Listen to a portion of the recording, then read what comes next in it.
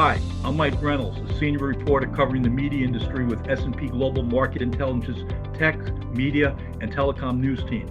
Welcome to Media Talk, a podcast hosted by S&P Global, wherein news and research staff take a deep dive into the issues facing the ever-evolving media landscape. Given the heat of the summer in Qatar, the FIFA 22 World Cup is scheduled to kick off with the host nation meeting Ecuador on November 20th, and the tournament will conclude on December 18th with the final. Hence, for the first time, the action on the pitches will play outside the World Cup's historical June-July timeframe. That raises various questions about the impact of viewership, including streaming, on advertising sales during the holiday shopping season, and the impact on domestic leagues that are delaying their season in deference to soccer's biggest event. To help put answers to these and other questions in the back of the net, including which of the 32 nations may hoist the World Cup championship, I'm excited to be joined by our two guests. Ray Warren is president of NBCU's Telemundo Deportes, the tournament's Spanish language rights holder in the U.S. Richard Berndes is an analyst with Kagan, a media research group within S&P Global Market Intelligence, and a football enthusiast. Ray, how many times have you been to Qatar getting ready for the World Cup? And you will be decamping there for the tournament itself when? Right. So this will be number 7, lucky 7, I like to think. And I will be flying in on the 17th. I was going to go in earlier, but some personal things kept me here an extra day or two. So I'll be landing on the 17th, and I will be there until I leave on December 18th. So from November 17th to December 18th after the final. Taking a 2 o'clock flight home on the 18th a.m., 2 a.m. Okay. Richard, you'll be watching from London? Yeah, I'll be watching as many games as possible. I'm a huge soccer fan or football fan, and I'm looking forward to see some really high-class football over a short period of time. 2 to 3 games a day. I can't wait for it. But as an England fan, no doubt I'm going to get really overexcited and see our hopes dashed in a penalty shootout as we normally do. Okay.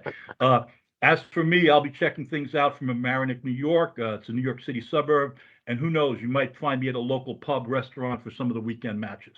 All right. Ray, I'm going to go breathless on you here. The 2018 World Cup from Russia drew 36.6 million viewers for Telemundo Deportes coverage. The Mexico-Brazil group stage match averaged 6.58 million viewers, which I think was Telemundo's largest audience for that tournament. This time, Mexico's group stage encounter with Argentina in Lionel Messi's final World Cup. How did Spanish language speaking sides stack up this time around? Well, we're really happy with the way the Spanish language teams stack up. It's important to note that we are actually the media rights licensee for the U.S. men's national team here in the U.S. So we serve the broadest audience of anyone who's delivering World Cup content into the United States. If you look at Argentina, I mean, we've got 9 teams in there: Mexico, Ecuador, Argentina, Spain, Costa Rica, Brazil, Portugal, and Uruguay. I mean, it is a all-star cast, frankly, and these games are going to be amazing. Yeah. And as for the Argentina-Mexico game, I will tell you, I think that we'll have a very similar, I'm hoping to beat that number. We all know rates continue to go down, but not so much for great games. Think about 2 things. One is that it'll be the day after the 2nd anniversary of Maradona's death. He died on the 25th of November in 2020. Wow. So that Argentina team will be they will be very psyched about that. It is Lionel Messi's last World Cup. And on the media side, because of an obligation that Fox has to Ohio State, Michigan, it'll be on FS1 on Fox, which same thing happened in June of 18 when we got these big numbers. They had the U.S. Open finals, I believe it was, and they had to put that on Fox. So the Mexico-Brazil game was on FS1. So I'm hoping we break 7 million viewers. Okay. Any sense, Ray, for the a big difference in the time? I think Qatar is 8 hours ahead of the U.S. East Coast and 11 for the West Coast. How do you think that impacts viewership overall? I think of 2 things. One is Moscow, I think, was +7. So what's another hour? And if you think of and we've only got really 1 game in that 5 o'clock start, 5 a.m. in the East, 2 a.m. in the West. It's Argentina versus Serbia. Okay. All the other matchups are not Hispanic or U.S. games, and I believe that our fans will certainly be setting their alarm clocks. Well, my cat gets up at 4:30 in the morning demanding to be fed, so I'll be ready. I'll be ready. Good. Richard, kickout times are a little bit more viewer friendly in the UK and Europe. how many people are going to be watching the World Cup around the globe this time around? Just a little question like that. I mean, kickoff times are definitely more viewer friendly in Europe. The matches are kicking off 10 a.m., 1 p.m., 4 p.m., and 7 p.m. UK time during the group stages, and 3 p.m. and 7 p.m. in the knockout. Those times will vary by an hour or so depending where you are in Europe. But definitely in terms of viewing in Europe, the home nations matches will deliver some of the biggest, if not the biggest, viewing for this particular year. Commercially, the time slots are vital. A lot of the matches will fall in highly valuable sought after peak time advertising slots. But even those matches I feel outside of the daytime slots will be ideal for the TV companies and the advertisers. They're going to boost viewing in those slots and also deliver like highly lucrative demographics like ABC Ones in day parts where they're not normally available. But going back to your question in terms of reach, I think FIFA President Gianni Infantino has gone on record saying he's expecting this year's tournament to reach 5 billion people in total. The current global population I read is 7.98, so more than half the world's population watching the event is going to be some achievement. I think last 2018 tournament was about 4 billion, so FIFA clearly looking to build on that. What about, Richard, what about in the UK? What's the possibilities there? And from what I understand, Harry Kane, the Three Lions captain, is on the cusp of becoming the nation's top international goal scorer. Certainly. I mean, just some of the big European market, the 2018 World Cup, England versus Croatia in the semi-final had a 70.5% share of audience. That's 21 million. Germany versus Sweden in Germany got 76% share. France versus Croatia in the final got 81.9% share of audience. Spain versus Russia got 72%. And in Italy, where they didn't actually qualify last time, the France versus Croatia final got a 66% share. Okay, there you so go. The audiences are going to be huge. And just to bring it slightly more up to date, in the UK, when England got to the final, they got a 64% share, but that was shown across lots of different platforms. Harry Kane, he's the England captain. He's the face of the England team. I'm confident he's going to become the highest goal scorer for England ever during the tournament. The current lead is actually Wayne Rooney, who used to play for DC United in the US, and he's now their current manager, I believe. So Rooney's currently got 53 goals. Harry Kane's on 51. I think it's just worth mentioning that for us, for you American listeners, Harry Kane's a massive NFL fan. He idolizes Tom Brady and the New England Patriots. And he's actually named his two Labrador dogs, Brady and Wilson. Wilson named after Russell Wilson, who's the Denver Broncos quarterback. And there's even talk in the press of Kane becoming an NFL kicker when his soccer career comes to an end. He's actually interviewed in Newsweek in 2019. He said, "My desire to play in the NFL is real. I see that's happening in the next 10 to 12 years, and that's something I definitely want to try." Extending that link a little bit further, Tottenham, who Kane plays for, have got a long-established link with the NFL, and they have a 10-year deal for the NFL to play at their stadium. This year, we've had the Minnesota Vikings versus the New Orleans Saints, and the New York Giants versus the Green Bay Packers early this month. So, Ray, to that end, speaking of the NFL, the tournament is coming into a pretty busy time. We've got American football going both with the NFL and the college guys, not to mention the NHL, the NBA, and college hoops. What's your sensibility for the World Cup viewership, given a more heavy scheduling matchup than they usually have when it plays in June and July? And here in the States, at that point, it's largely Major League Baseball. Yeah, so it's one of those things where when we first, were thinking about the time frame, we all had some concerns, frankly, between the pandemic and everything else. We're pretty happy that it was put off a few months and gave us more time to prepare. But when you think about it, there will be more people watching television, more households using television. There will be less people taking long vacations at the beach. Yeah. People will be home. They'll be, part of the country will be pretty darn cold, so there'll be lots of time to stay inside. The Hispanic audience is a co-viewing event with families. So I think it's a celebratory period of a year, and it will be a celebratory time, as the World Cup always is. So we're pretty optimistic. I think that we also have a distinct audience. And most of the stuff, NBA, NHL, not all of that competes with our scheduling since we're daytime for, the duration. And I'm fine with the football problem. I don't think it's a problem. I think it's not our problem. I think we're going to have a lot of people who want to watch the World Cup. So Yeah, I think we're distinct and unique, and I'm pretty excited about the amount. It's like if you open up a restaurant and another guy opens up across the street, you don't worry about you'll be going out of business. You know, more people are going to go out to eat dinner, and so you just have to play your game right, and you know your business should go up. And so that's the attitude we're taking is, you know, we're going to have a great World Cup. What's your sensibilities? The schedule, obviously, on the other side, again, we're right in the midst of the holiday shopping season. What's been Madison Avenue's kinship with your World Cup ad sales, Ray? Better than what happened with Russia, or are you sold out? What are some of the hot categories?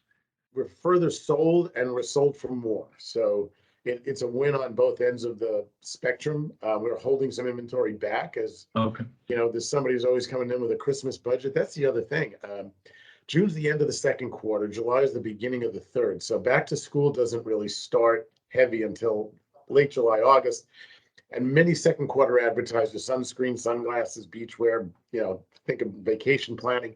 That's all done in March, April, May. So this is the sweet spot of holiday buying. Everybody buys stuff later. So we're seeing, you know, very, very significant, investment by the advertising community. And yeah. Is there, looking at, given Telemundo's bilingual audience, any sense you can give us for percentage of ads that'll run in Spanish, or the creative will run in Spanish and or English? Anything you talk about that way? Yeah, I mean, typically it's a blend. It varies by year. I think more people are realizing that to be more authentic, they need more Spanish language advertising and marketing, and that's another thing that's helping us. It's something we missed on the last talk, like the last question you asked, which is there's a lot more money going towards Spanish language content because there are companies who think and know they need to be more diverse in their ad spending. There's a broader audience out there. So, you know, we're feeling really good about it. And yeah, we're in good shape. Fourth quarter is a great quarter, and second's a great quarter. Third, not so much. The World Cup bridges both, and that's pure love for the World Cup that gets us in a good place when the World Cup's in the summer. We can't wait for it to be back in the U.S. in 26 in the summer. But with this hand we've been dealt, it's going to be just good, just great. I mean, really good. Richard, what are you thinking about over there? Right, the holiday season throughout Europe as well. Your sensibilities or FIFA's global fiscal scorecard in terms of sponsors, advertising, rights. I'm sure the tournament's going to be enormous. Yeah, absolutely. As Ray's already touched on, I mean, the fact that the World Cup's falling in the fourth financial quarter means the matches are going to be, falling in, the most lucrative TV advertising period of the year. The quarter outperforms all other quarters in markets, and the campaigns are going to be targeting the festive period, in the run up to that big transaction period for consumer goods. In fact, a lot of campaigns will have a World Cup or soccer theme, and adverts could even be placed, outside the live games in the build up to the event, and also maybe on channels that don't actually have the tournament. In terms of numbers, in terms of revenue, broadcasters are generally quite reticent to talk about rates and revenues they achieve from things like this. But I understand certainly in the UK, for the home nation games, they'll be asking for like 50% premium for the home nation's game, and probably even higher when it gets through to those latter stages. I mean, these are once in a lifetime events that are valuable to viewers and therefore advertisers. So it's, sort of the other thing that I've noticed, if I could touch on it, Mike, is an interesting development in the gaming world around soccer, particularly around the gaming company Electronic Arts, or EA. I've been looking at esports, and I picked up some interesting trends on the value of sports games. EA make Madden NFL and NH hockey game, but the biggest player is FIFA, or FIFA 22, 23, which is a soccer game. And it's interesting to see, looking at FIFA's total revenue, in a World Cup year, they took $4.641 billion in a World Cup year. That's actually when the event was happening. EA revenue is over that every single year. So in 2021, they took 5.6 billion, 2020, 5.5, 2019, 4.9.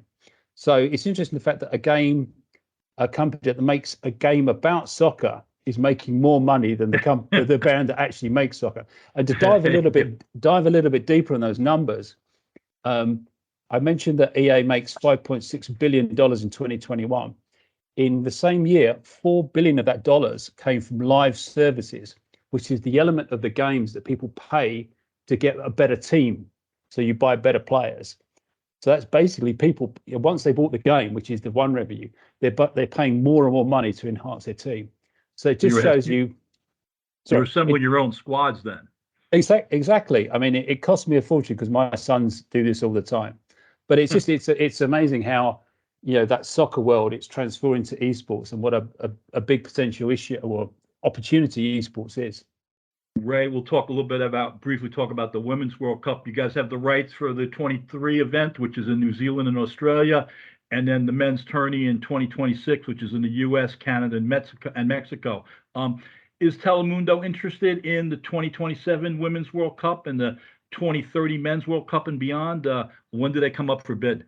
Well, you can put us down as a yes, we're interested. The magic question really is, when will they come up for bid? I think there's going to be a different play here. It's not going to be the 10-year lead time. The contracts were signed in 2011 for 2018 and 22. So that's 7 and 9.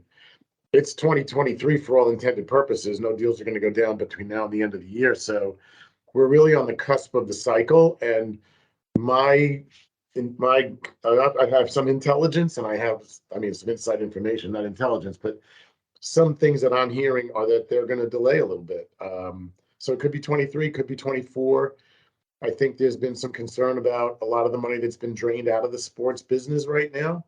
And I think, to some degree, 26 is a game changer for FIFA. So they have to do it certainly long before that, but not that much before. So they're not in the market now, and I don't know. Again, I think it'll be 23 or 24, but that's just a hunch based on the fact of the cycles that we've seen in the past. And I talk to FIFA a lot. I kind of poke a little bit and ask a little bit. And right now it's like, let's get through 22. We got a World Cup in July. That's kind of stacked. Typically, there's a little bit more time. There's a year. Because normally the Men's World Cup is in the summer and the Women's World Cup is in the summer. So we're already planning the Women's World Cup, and we haven't left for Doha yet. Okay. So to that end, you've been over in New Zealand. I think you were there for the draw a couple of weeks ago. U.S. is obviously the defending champion and always one of the top teams in the world. Conversely, Mexico is not in the upcoming tournament. Ray, what's your expectations for the Women's World Cup next year? Well, the Women's World Cup is a bit of a unique one in that it really has, and again, with a media rights licensee for the U.S. women's national team as well. So Mexico hurts, but it's not the same. We still have Argentina, Brazil, Costa Rica, Colombia, Spain. So we're not short on Spanish language teams to follow. And I think that it all kind of starts and ends. Does the U.S. defend, and do they win their third Women's World Cup in a row? That's the story.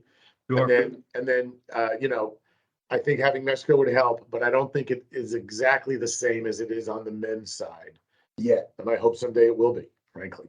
All right. Richard, how about over there? The Lady Lioness, England, recently beat the U.S. 2-1 at Wembley. What's your take on what next year's event's going to take on the ladies' side? I think in Europe, the women's game is getting bigger and bigger and bigger in terms of engagement and audiences around Europe. This summer's European Championship, attracted some audiences on the latter stages towards some of the levels that the men's team were getting. And the domestic leagues around Europe are very strong. The Women's Champions League is very strong. Here in the UK, the Women's Premier League has broadcast deals with the BBC and Comcast owns Sky.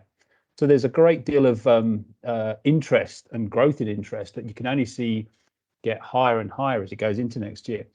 From a business point of view, probably Ray's better suited, but I think it seems to me to be a real opportunity for broadcast and streamers to get in on a sort of the ground level and buy rights for something that potentially is relatively inexpensive compared to other sports, other football levels, especially in the men's game. It seems to me potentially a real opportunity. Richard, you're a Tottenham Hotspur season ticket holder. It's in your blood. Are you okay with the disruption of the Premier League, in deference to the World Cup? What are your views on potential fiscal and physical impacts on the domestic circuits given this year's World Cup timing? Yeah, it's true, Mark. I've been following Tottenham Hotspur all my life. I went to my first game age 7 with my grandfather, and I haven't missed a season since. But going back to domestic leagues, the amount of games the teams are playing hasn't changed. They haven't had 10 games dropped from their schedule to fit in with the World Cup. So I would surmise their revenues for all the domestic leagues in Europe won't be impacted. But it's unique timing for everyone, with the break being in domestic season, and certainly it's a first for a lot of leagues. But it's also worth pointing out for something like the Bundesliga in Germany always take a winter break. But for the players themselves, the impact shouldn't be underestimated. The vast majority of players for the national teams will be playing for teams at the top of their domestic leagues and also European competitions like the Champions League.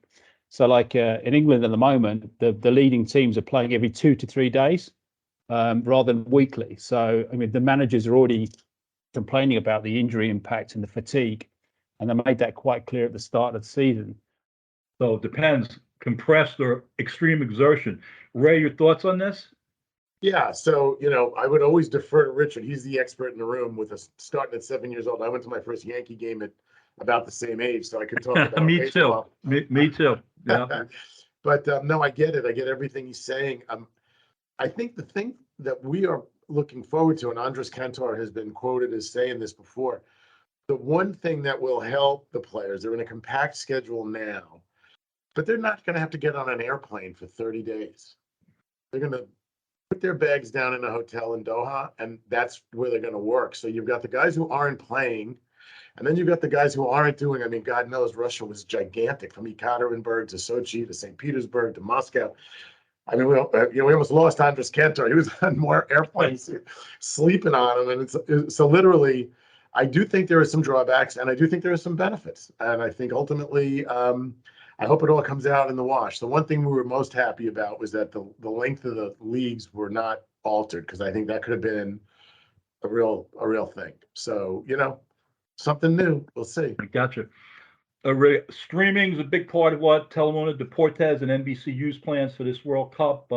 All 64 matches are going to be on aggregate streaming service Peacock, including the first dozen on its free ad-supported offering. From there, you have to be a Peacock premium subscriber. There are going to be a lot of sign-up promotions. What are you guys doing to really tout this availability? So I don't, there'll be a lot of marketing behind it and promotion as it relates to sign up promotions, i.e., incentives. That's out of my bailiwick, and Okay. they won't, they wouldn't tell me if they knew. That stuff is usually kept pretty quiet. So I hope they do. I hope they do some incentivizing, but that's not my call. And yeah, it's going to be, the interesting thing is that we're going to be the only live stream of World Cup games. Yeah, right. Fox is doing it on Tubi, but it's all on delay, right? Right. So, that will be interesting, and we hope upside for us. And we're going to have a lot of other programs. We're going to have a 24/7 channel that'll have new, fresh 9 hours of new content every day, plus obviously re-airing the games. We have a new division that we're opening up with the World Cup called T Plus, which is everybody's got a plus, NFL Plus, FIFA Plus, Telemundo, right? So T Plus. And they're going to be producing scripted, unscripted for the Hispanic of today, which is, we call them 200%ers, because some of them they think they're 100% US, but they are also feeling 100% Mexican. So they have it's that early generational feeling when people come over not too long ago and they're still bringing so much of their homeland with them. I think we're a little bit removed from that, Mike, you and I, but not maybe more than one generation removed. So yeah, there's going to be something for everybody. By the way, a lot of the 9 hours will be on the free tier of Peacock. So if you don't want to pay to watch the games live, there'll be lots to watch for free debates and stuff like that. Cool. Richard, as you mentioned, over in Europe, a lot of legacy and terrestrial broadcasters, it's kind of, I guess, government mandated that they have these critical matches available to as many people as possible. So linear is going to take the lion's share, but what about streaming on your side of the pond for the tournament? Yeah, there's definitely going to be a proportion on the streaming services. Certainly the BBC iPlayer will be taking a couple of games, I know. And as Ray also mentioned, I think the opportunity for the streamers is to not just to cover the matches, but it's the opportunity to show different types of content, extended coverage that might not be possible on the linear channels. Also, when we get to the end of the group stages where the games kick off simultaneously to avoid any sort of giving away of games, the streamers will probably show the opposite game at the same time as the linear channels. So I have some exclusive content as well. So it will definitely play a part in Europe.